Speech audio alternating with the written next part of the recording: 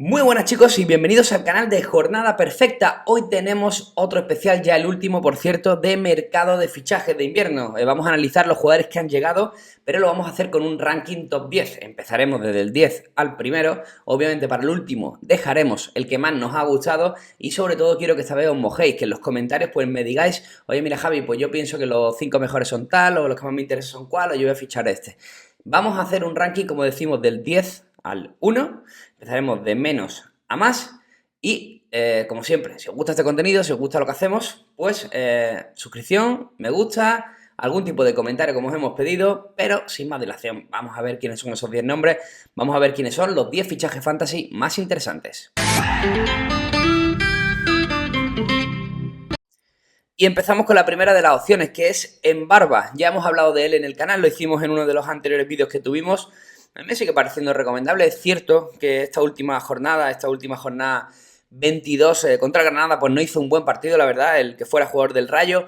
Pero es muy difícil, como ya dije la otra vez, fichar centrocampistas que aporten gol y asistencia. Y Mbarva es ese perfil. Es un jugador que se ha venido pues, teniendo los mejores registros de segunda división.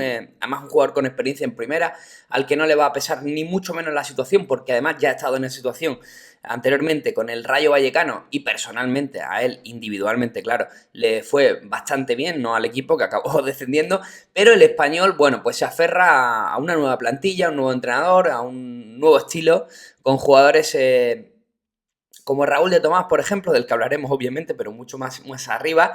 Y Mbarva yo creo que va a estar en ese sitio, yo creo que va a estar en ese rol, va a estar arriba, va a estar colaborando, creo que necesitará algo de tiempo, pero creo que va a funcionar bastante bien. Así que para mí indudablemente estaría en este top 10, aunque vemos que lo colocamos en la posición número 10. Pero la verdad que tengo bastante confianza en él. Si pasara por mi mercado, no dudaría ni un segundo en fichar. Y de este no habíamos hablado, de Enrique Gallego no habíamos hablado. De verdad es uno de los jugadores que probablemente más sonaba para salir y más tarde han acabado saliendo. Y lo han hecho finalmente a Osasuna, que hace una especie de cesión con opción de compra obligatoria, bla bla.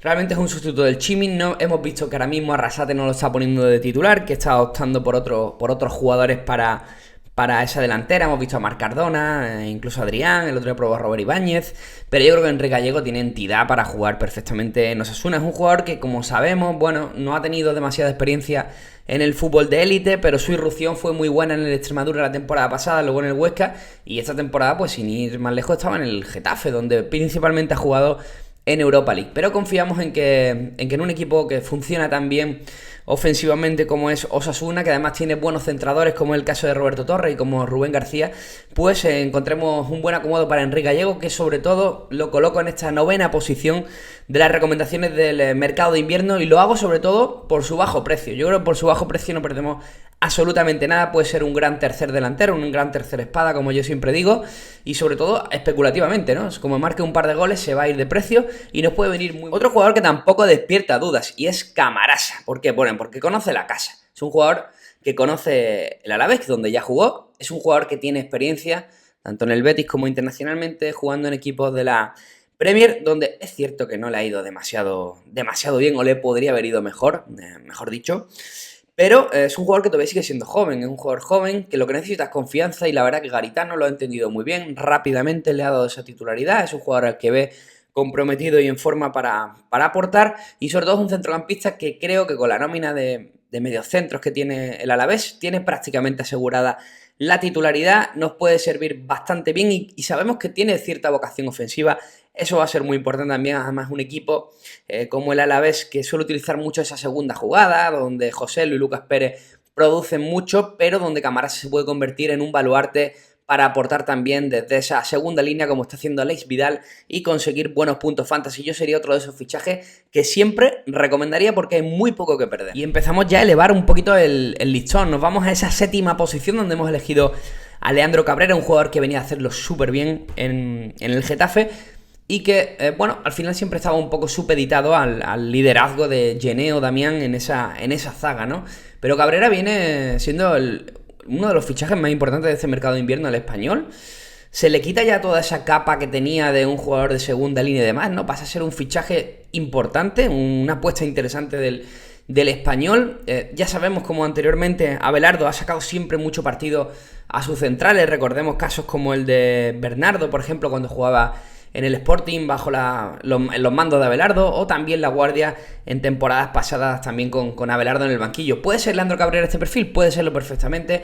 Viene al Español para liderar, va a ser titular indiscutible, y sobre todo un pequeño detalle: el Español se tiene que hacer muy fuerte en casa para conseguir esa salvación que van buscando, y en casa tenemos a un cronista del diario AS como es Iván Molero, al que conocemos bien en Jornada Perfecta, que suele puntuar bastante bien a sus jugadores. Entonces Leandro Cabrera es un seguro de vida, como mínimo en Cornellà el Prat, y ya veremos también fuera de casa. Desde luego también en Sofascore tenemos que apuntarnos que Leandro Cabrera suele funcionar también bastante bien, con lo cual, sabiendo eso, más que tiene llegada también aérea, que es un jugador que funciona bien a balón parado, a mí me parece también un fichaje excelente, y por eso le damos este estatus de fichaje número 7, en el ranking número 7 de los mejores fichajes de invierno. Y me encantó el otro día, me encargué de cubrir precisamente este partido, el Valencia-Celta. Y la verdad que un Valencia que estuvo muy plano, de lo mejor fue Florenzi. Un jugador que además se fue antes de tiempo porque hizo bien, hizo una buena falta táctica, le sacaron amarilla y con esa amarilla le pesaba demasiado, y finalmente el míster Celades, bueno, teniendo en cuenta también que era su debut como valencianista, pues prefirió sustituirlo, yo creo que con buen criterio. Pero hasta entonces Florenzi había sido uno de los jugadores más destacados del Valencia. Jugador que destaca sobre todo porque además no es precisamente un lateral derecho, es un jugador más bien tirando a carrilero, que puede jugar de extremo, que incluso puede jugar en un centro del campo en una línea de 3 jugadores. Es un jugador total, polivalente, y yo creo personalmente que con respecto a Guas lo que tiene muchísimo más recorrido en banda. O sea que el que va a jugar de lateral a priori va a ser Florenzi, que a Bas lo veremos un poco en posiciones más superiores, ¿no? Florenzi el otro día estuvo de hecho incluso a punto de marcar un gol, mostrando una de sus principales virtudes, que es el disparo desde fuera del área. También estuvo a punto, o sea, de hecho se quedó a punto de todo, pero al final no consiguió nada el pobre, pero se quedó a punto también de asistir en una jugada, creo que fue a Maxi Gómez, no recuerdo bien quién fue el jugador, pero bueno, se demostró muy participativo, y sobre todo teniendo en cuenta que era la primera vez que se vestía la camiseta del Valencia, pues un jugador que ha sido incluso capitán de la Roma, pues no le pesó para nada la situación, jugó muy buen partido y me parece un pedazo de fichaje fantasy, que además en los mercados fantasy ha salido a muy buen precio. Yo creo que va a ser titular y sin duda alguna también le metería mano para ficharlo. Lo dejamos en esta posición. En el 5, y reconozco que tenía un poco de dudas con colocarlo aquí o colocarlo un poco más para arriba o incluso más para abajo. Tengo muchas dudas con Yanis Carrasco, pero al final estamos hablando de un jugador internacional por Bélgica que se fue a China a ganar dinero, seamos sinceros, como se han ido tantos grandes jugadores, y que luego, bueno, pues no ha dudado ni un ápice en volver encima a un sitio que conoce, con un entrenador que conoce, como el Atlético de Madrid. Y vuelve precisamente para reencontrarse con el fútbol de élite, aunque también lo haga bien, la verdad, con la selección belga cada vez que acude, porque allí es uno de los titulares, de los fijos. Pero Yanis Carrasco tiene mucho que demostrar, es un jugador que aporta velocidad, aporta desborde, que es algo que necesita el Atlético de Madrid, porque ahí no están funcionando ni Lemar ni Vitolo, por señalar a algunos jugadores, pero además también tiene gol.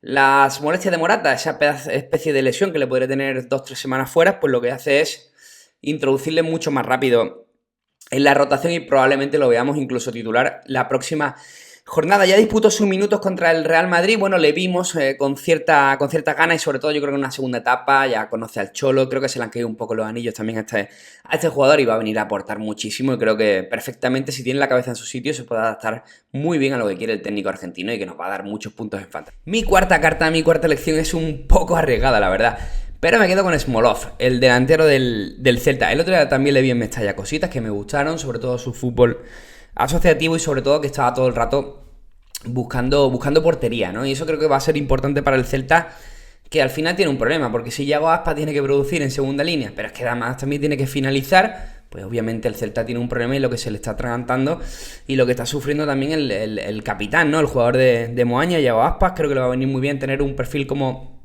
Smolov, que al final es un 9 de toda la vida, donde el Toro Fernández pues no ha acabado de funcionar. El otro día de hecho Mestalla tuvo un par de ocasiones y no supo convertir, y donde Santi Mina pues tampoco es el 9 a lo mejor que necesitaba este equipo. Se traen un perfil mucho más de área, que busca gol, que tiene experiencia internacional y que ha marcado goles siempre donde ha ido. El problema es Smolov, su cabecita, no anda muy para allá. Pero bueno, en Vigo tienen experiencia con este tipo de jugadores, ya la tuvieron con Orellana, que también les colmó la paciencia, ¿no? Y la tienen ahora con Pionesisto. Bueno, Óscar tiene mucho que bregar con el delantero ruso, pero si lo pone en su sitio puede ser un jugador que anote sus 5 o 6 golitos de aquí a la semana. Bueno, y la verdad que cuando escuché sobre el fichaje de Suso del Milan por el Sevilla, no me pareció tan interesante, sobre todo con todo lo que tenía el Sevilla. Pero en estos últimos partidos estamos viendo como a Lopetegui le falta con ese 11. De hecho, si fijáis, porque ya solo quedan 3 jugadores por analizar en estos top 10, no está En-Nesyri, que a mí no me parece un 9, parece un jugador más para jugar por banda o acompañando al 9. Pero creo que Suso tiene una oportunidad de hacerse con un sitio en esa banda izquierda donde no terminan de encontrar acomodo. Es verdad que Suso juega por la derecha, pierna cambiada. Pero sería interesante verlo junto a Ocampos y Luuk de Jong porque podría producir bastante. Un jugador que tiene buen centro, que tiene buen golpeo de balón, que en el Milan lo ha hecho muy bien, que tiene desborde y desde luego lo de Nolito, Oliver Torres, el Mudo Vázquez, no te está terminando de funcionar, incluso Munir, no está terminando de funcionar en el Sevilla, Lopetegui necesita más cositas y Suso puede ser uno de esos jugadores que se puedan introducir en esa rotación. Como mínimo especulativamente va a ser interesante porque va a subir seguramente mucho en el mercado. Además un jugador vistoso que a poco que haga va a sumar 2 picas de forma bastante continua y puede ser muy interesante como fichaje, sobre todo en ligas donde tengáis todo el mercado copado y tengáis que apostar por jugadores caros de este tipo de nivel y potencial. Bueno, y a esta altura supongo que notabais que faltaban 2 jugadores, uno es Raúl de Tomás y el otro lo vamos a dejar para el último. He decidido poner a Raúl de Tomás en ese segundo escalafón fantasy. 4 goles en 4 partidos con la camiseta del Español. Raúl de Tomás lo que tiene es remate, pero también un jugador asociativo de atrás, que además viene un club con necesidades, que él viene también de una mala época, primero en el Real Madrid y luego también en el Benfica, donde no ha terminado de funcionar como él esperaba, y llega a un equipo que lo necesitaba como el comer, como se suele decir, ¿no? El Español necesitaba un 9, Raúl de Tomás lo que es un 9 además rematador, agresivo, intenso, eso en formatos como los de Pica funciona muy bien, pero además también es asociativo, sabe conectar con sus jugadores. Caleri y él están haciendo una buena dupla porque Caleri está jugando bastante bien, aunque no esté consiguiendo esa parte de gol, y el que se puede ver beneficiado de todo eso, de tener un jugador un poquito más estático, como es Caleri, es el Raúl de Tomás, que va a ser un jugador muy difícil de parar, sobre todo cuando tengas oportunidades, que hemos visto siempre que tiene una tasa de acierto bastante alta, ¿no? Entonces, bueno, teniendo en cuenta la situación que tiene el Español y que no les queda otra que la épica, y que por ahora, hasta el tropiezo de Granada, lo estaban haciendo bastante bien, ha puesto por Raúl de Tomás y de hecho sus precios, estamos viendo como en Fantasy, está yendo en subida y además totalmente lógico, va a seguir en subida, y creo que Raúl de Tomás es uno de esos tipos por los cuales nos tenemos que plantear un clausulazo bastante serio en las próximas jornadas, porque yo creo que va a ser una tónica habitual de aquí a final de temporada que marque tanto. Pero al que he elegido como el número 1 del mercado de fichajes de invierno es Paco Alcácer. Yo creo que es un pedazo de fichaje por parte del Villarreal, que si bien, bueno, quizás no necesitaba exactamente un 9 de tanta entidad, pero bueno, después de lo de Cambi, la verdad que se quedaron un poco así con esa cara de decir, oye, me faltan alternativas. Y Gerard Moreno no, al final no es eso. En el Español es verdad que era un 9, pero es verdad que Calleja lo viene utilizando muchísimo, casi un poquito en banda, como segundo punta y tal. Y es muy interesante el rol que va a ejercer Paco Alcácer, un jugador que hemos visto que siempre se le han caído los goles donde ha ido, exceptuando su etapa en el Barça, que no fue buena, pero en el Dortmund yo creo que ha crecido mucho como futbolista. Yo de hecho no conocía esa faceta de Alcácer hasta que fue a Alemania, incluso del lanzamiento a balón parado, que me sorprendió muchísimo. Un jugador capaz de asumir lanzamiento a balón parado, que lo va a tener difícil en el Villarreal con Cazorla, pero alguno tirará seguramente porque viene a ser la estrella futura de este equipo. También lo hará desde el lanzamiento de penalti cuando le dejen, y es buen finalizador. Ya lo vimos en su estreno cómo consiguió un gol, y bueno, se veía venir, ¿no? Tantos jugadores, tantos equipos que han necesitado un 9 en esta, por ejemplo el mismo Barça, Sevilla, y claro, te preguntas, bueno, ¿y por qué no se llevaron ninguno a Paco Alcácer, no? Pues fue el Villarreal el más listo de la clase, se lleva a un jugador que está nacido para el gol, y creo que va a ser un resurgir muy interesante, y me parece un fichaje a mí el más recomendable. Yo creo que se va a llevar una buena cifra de goles, y el fútbol ofensivo del Villarreal le va a ayudar para que no necesita adaptación incluso en la liga.